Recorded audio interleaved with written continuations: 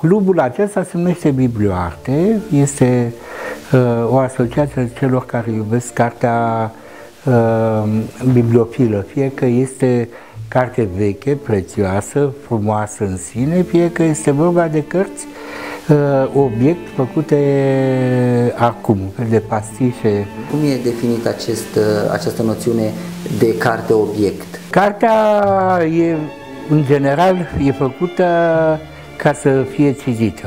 Așa știm noi. Înainte era făcută să te încânte. Manuscrisele cele mai valoroase erau, în general, purtătoare de miniaturi, erau cărți sfinte, trebuia să se impresioneze, Evangheliile și acum se sărută în biserică. E o reverență afectuoasă. Domnule profesor, care este diferența între o librărie de unde poți cumpăra o carte pur și simplu în centrul orașului și acest club? Păi acest club, de fapt, promovează cartea, nu vinde direct cartea, promovează cartea obiect, cartea frumoasă, cartea legată, cartea purtătoare de ilustrații frumoase. Evident, promotorul acestei asociații este editura Paideia, pentru că noi am avut acest proiect, este mai vechi, abia acum am reușit să-l realizăm. În principiu, promovarea cărților se face prin toate mijloacele cunoscute. Facem tot felul de publicații interesante care să promoveze cartea obiect. Fundraising pentru activitățile de acest tip, toate mijloacele prin care putem promova într-o lume destul de obscură. Cum se desfășoară un eveniment așa cum îl organizați voi în jurul cărții aici, în acest club? Se pot organiza întâlniri între membrii clubului, se pot organiza mese, se pot face lecturi, se pot aduna oameni, pot conversa, pot discuta despre cărți, despre toate lucrurile frumoase pe care le facem, se pot face lansări de carte. Aici se vor aduna, practic, iubitorii de carte. Aici e o atmosferă care combină spiritul lui Cehov, ca să zic așa, cu cel al lui Jules Verne. Ce reprezintă Cabinetul de Curiozități? Asta e un concept renascentist. În Italia existau în casele mai precopsite, existau cabinete de curiozități unde se adunau tot felul de obiecte extravagante și rare. Sunt lucruri frumoase care sunt colecționate fără o logică imediată, hărți care amintesc de marile descoperiri din secolul XVI-XVII, în fine, lunete, oceane. Noi am fost o generație oarecum romantică, o generație a dezghețului și ne gândeam că lumea trebuie să arate, noi trebuie să trăim în biblioteci bine încălzite, să fim savanți și lumea trebuie să umble dintre lucruri frumoase.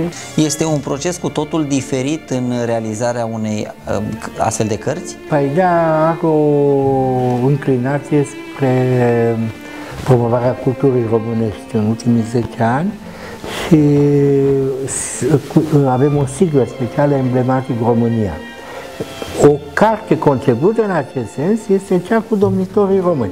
Au fost cuprinse în acest album harmonii, care vedeți nu are cotor, este făcut integral pe hârtie manuală și ăsta este un concept. Există și o broșură care îi prezintă pe toți. Un alt lucru foarte frumos care l-am făcut este Carmina Burana.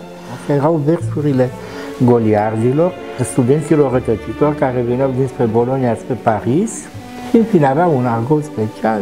Ea a fost dăruită la mulți oaspeți importanți în România, la doctorii honoris causa din Universității din București. E pătate meridianele. Tetra Evangheliarul a fost trimis la Papa și am primit o scrisoare foarte măgulitoare. Acest Tetra Evangheliar facem la editură, facem cărți, un fel de pastișe postmoderne. Este făcut în plin sfat și cu contribuția unui pictor celebru contemporan, domnul Henri Mavrodin.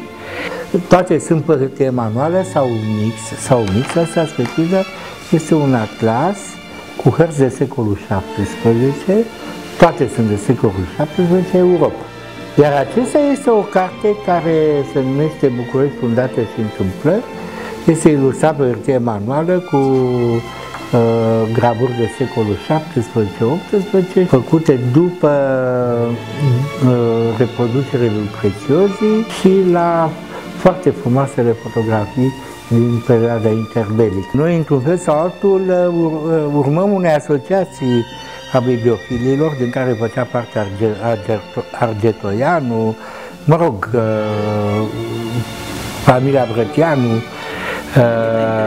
Da, era elita intelectuală și nu numai, și politică. Erau oameni foarte, cum să spun, foarte sus.